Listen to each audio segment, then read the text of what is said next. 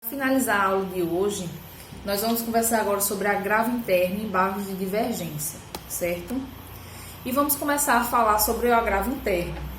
O que é o agravo interno? O agravo interno nada mais é do que um recurso cabível contra uma decisão monocrática proferida em um tribunal, certo? Pelo relator ou pelo presidente ou vice-presidente desse tribunal, para que ela seja levada, essa demanda seja levada para análise pelo plenário, certo? Então, o que é que a gente tem que observar primeiramente? Agravo interno é um recurso cabível contra decisão monocrática ou unipessoal proferida pelo relator ou pelo presidente ou vice-presidente de um tribunal, certo? Então, como a gente falou, os recursos, o recurso de apelação, ele é interposto perante o juízo que proferiu a sentença, ele não faz o juízo de admissibilidade e remete para o tribunal. Quando chega no tribunal, a apelação ela não vai ser analisada simultaneamente, num primeiro momento, pelos 3 desembargadores que compõem a Câmara do Tribunal de Justiça. Ele vai ser distribuído para um relator, e o relator ele vai analisar as questões preliminares daquele recurso. Por exemplo, no caso em que a apelação ela não apresente o efeito suspensivo, que nós já vimos que tem a exceção, né? Que a regra é que a apelação tenha efetivamente o efeito suspensivo, mas tem alguns casos em que excepciona-se e efetivamente ele não se aplica op legis esse efeito. Mas pode ser requerido, justificando com o perigo de dano e com a verossimilhança das alegações do recurso de apelação, pode ser requerido pela parte a aplicação desse efeito à apelação. Digamos que foi feito esse pedido, nesse caso específico, e o relator, ao analisar essa apelação, verificou essa questão preliminar e aí deu uma decisão negando a aplicação de efeito suspensivo à apelação. Foi uma decisão unipessoal, monocrática do relator, certo? E se a parte apelante ela discordar daquela decisão, o que é que ela pode fazer? Ela pode apresentar um agravo interno, certo? Perante o relator, para que ele leve aquela questão que ele foi decidido naquela decisão monocrática para a Câmara. E os demais desembargadores possam analisar a mesma decisão, a mesma questão e reformar a decisão que foi agravada. Então, qual é a lógica do agravo interno? É você recorrer de uma decisão monocrática proferida pelo relator ou pelo presidente ou vice-presidente do tribunal, nos casos de recurso especial e recurso extraordinário, em que é feita o primeiro juízo de admissibilidade pelo presidente ou vice-presidente do tribunal de origem, e destrancar essa temática e levar a discussão para a Câmara ou turma, certo? Para o colegiado. Então, em primeiro lugar, recurso cabível contra decisão monocrática proferido em tribunal pelo relator, pelo presidente ou vice-presidente do tribunal. Segundo, com o objetivo de levar a causa ou recurso anteriormente interposto para ser apreciado pelo órgão colegiado, certo?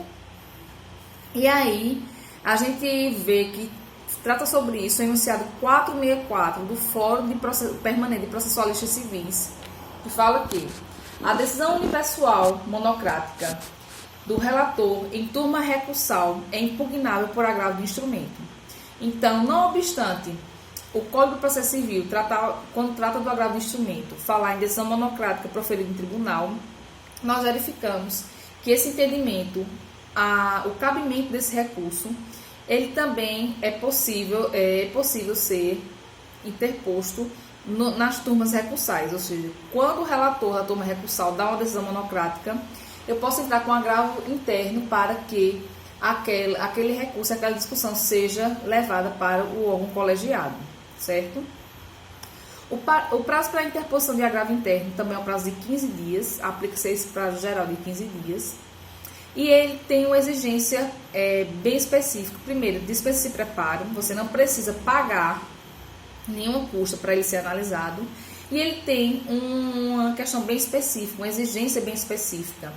que é a exigência de impugnação específica. E ela está prevista no artigo 1021 do parágrafo 1º do Código de Processo Civil, que diz que na petição de agravo interno, o recorrente impugnará especificamente os fundamentos da decisão agravada. E o que é que quer dizer essa impugnação específica? Quer dizer exatamente que não adianta eu no agravo interno pegar, copiar e colar os fundamentos do meu recurso de apelação, o recurso especial ou extraordinário. Eu não posso efetivamente copiar e colar os fundamentos do recurso anterior e querer uma revisitação do recurso ou da causa. Eu tenho que efetivamente atacar especificamente a fundamentação da decisão que eu estou recorrendo, para mostrar que aquela decisão monocrática do relator foi incorreta. No caso da apelação do efeito suspensivo, eu tenho que demonstrar que o relator ele não analisou de forma, ou não analisou a contento, os elementos que dariam ensejo à aplicação desse efeito suspensivo, que seria justamente o perigo de dano e a verossimilhança das alegações, a probabilidade do direito apresentado naquele recurso. Então, existe essa exigência de eu impugnar especificamente os fundamentos da decisão recorrida, certo? E qual é o procedimento desse agravo interno? A interposição desse agravo interno é endereçada para o relator que proferiu a decisão que está sendo recorrida. Daí, intima-se o recorrido para contrarrazoar também no prazo de 15 dias. Após as contrarrazões do recorrido, o relator ele tem a opção de se retratar. Ele pode, analisando o agravo interno e as contrarrazões, efetivamente, era o caso de aplicação do efeito suspensivo, então eu vou me retratar e efetivamente vou conceder esse efeito requerido pelo recorrente. E aí, se ele não se retratar, ele vai encaminhar o recurso, né, com esse pedido para o órgão colegiado, para a sua inclusão na pauta. E aí, existe uma correlação da impugnação específica, né, desse dever com o dever de fundamentação qualificada. E esse dever de fundamentação qualificada é o dever do órgão colegiado. Ao julgar esse agravo interno, ele apenas não copiar a fundamentação da decisão do relator que está sendo recorrida. Ele efetivamente tem que mostrar por que aquela fundamentação do relator ela tem que ser levada a cabo, tem que permanecer e não pode ser reformada, certo? Ele tem que efetivamente justificar por que está dando uma decisão em consonância com a decisão do relator. Isso a gente verifica no artigo 1021, parágrafo 3º do Código de Processo Civil, que fala que é vedado ao relator limitar-se à reprodução dos fundamentos da decisão agravada para julgar improcedente o agravo interno. Então, não existe o dever da impugnação específica pelo recorrente, mas também existe o dever da fundamentação qualificada pelos desembargadores que vão julgar o agravo interno. E se houver o agravo interno manifestamente improcedente ou inadmissível, manifestamente inadmissível. Isso vem sendo tratado nos parágrafos 4º e 5º do artigo 1021, que falam que, quando o agravo interno for declarado manifestamente inadmissível ou improcedente em voto unânime, o órgão colegiado, em decisão fundamentada, condenará o agravante a pagar ao agravado multa fixada entre 1% e 5% do valor atualizado da causa, certo? Então, se for considerado de forma unânime que aquele agravo interno ele é manifestamente inadmissível ou manifestamente improcedente, o recorrente ele vai ser condenado ao pagamento dessa multa e ela será fixada entre 1% e 5% do valor atualizado da causa. E o parágrafo 5º diz: a interposição de qualquer outro recurso está condicionada ao depósito prévio do valor da multa tratado no parágrafo 4º, à exceção da Fazenda Pública e do beneficiário da justiça gratuita, que farão pagamento ao final do processo. E aí, a gente finaliza a conversa sobre o agravo interno. O agravo interno não é um recurso que existe muitas nuances a serem desenvolvidas, porque é um recurso muito simples e que ele existe com um objetivo muito bem delimitado, que é justamente rediscutir uma decisão monocrática, certo? Para levar aquela causa e aquela discussão para o órgão colegiado. Terminado de ver o agravo interno, vamos começar a analisar e conversar um pouco sobre os embargos de divergência, que também é um recurso que não demanda muita discussão. E o embargo de divergência é um recurso que tem como objetivo uniformizar a jurisprudência interna no STF e no STJ. É um recurso bem específico, certo? Cujo objetivo é bem específico também. E quais são as hipóteses de cabimento do embargo de divergência? As suas hipóteses de cabimento estão previstas no artigo 1043 do Código de Processo Civil. E verifica-se que é cabível um embargo de divergência contra o acórdão de órgão fracionário. Daí a gente tira que não cabe embargo de divergência se a decisão for de um órgão plenário, né, que pode ser efetivamente o pleno ou o órgão especial do tribunal, mas apenas das turmas ou sessões. E aí que esse acórdão, né, tem que ser um acórdão, seja proferido em recurso extraordinário ou em recurso especial, e ele divergir do julgamento de qualquer outro órgão do mesmo tribunal, sendo os acórdãos embargado paradigma de mérito, certo? Essa é a primeira hipótese de cabimento. Então, verificamos que precisa ser um acórdão proferido por um órgão fracionário em recurso especial ou recurso extraordinário, e essa decisão ela for dissonante, ela divergir de outra decisão proferida por outro órgão, ou seja, outra turma ou sessão, ou pelo órgão plenário desse mesmo tribunal, em que os acordos de embargado de paradigma sejam de mérito, certo? E a segunda hipótese prevista é quando for um acordo de órgão fracionário em recurso extraordinário ou especial e ele divergir de qualquer outro órgão do mesmo tribunal, sendo um acórdão de mérito e outro que não tenha conhecido do recurso, embora tenha apreciado a controvérsia.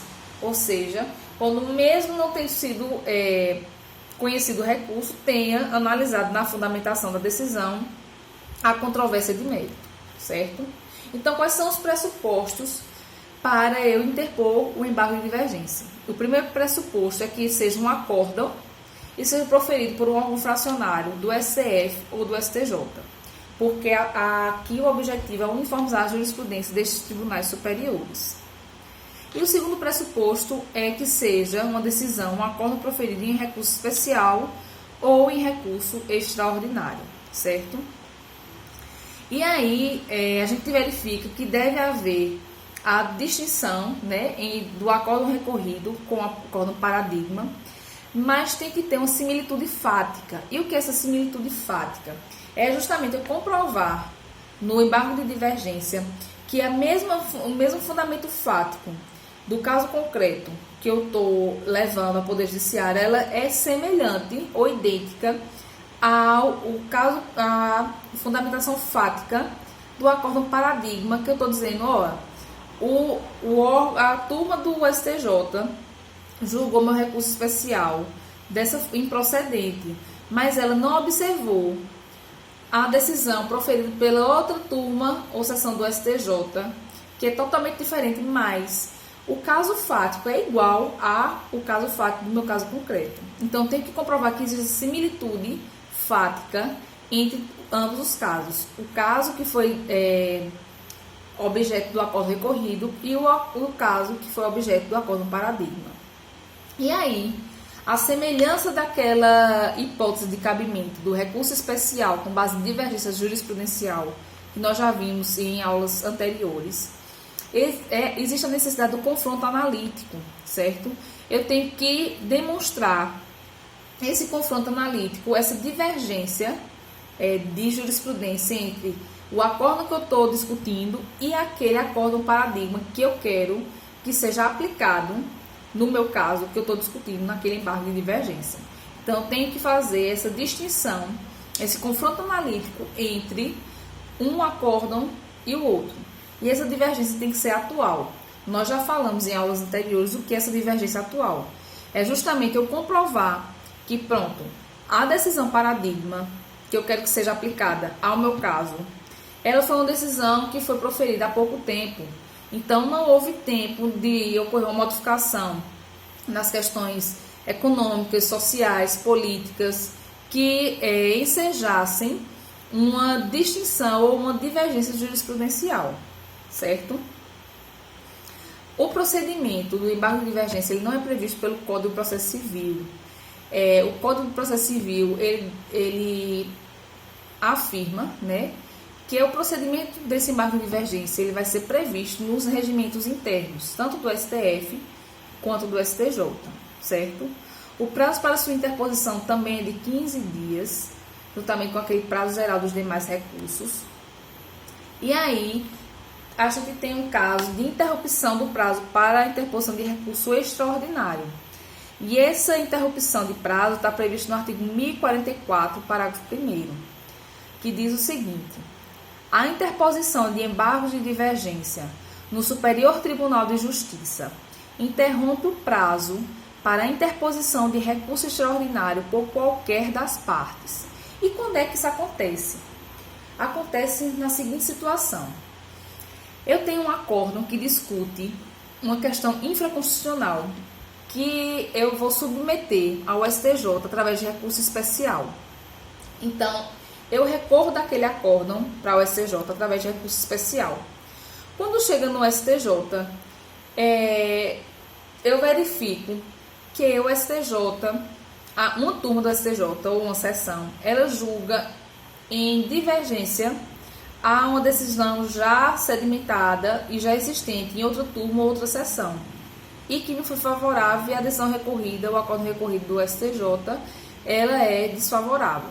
E o que é que eu faço? Eu entro com embargo de divergência, alegando que aquele caso, aquele acórdão recorrido, está em dissonância com o acórdão paradigma que eu quero que seja aplicado ao meu caso.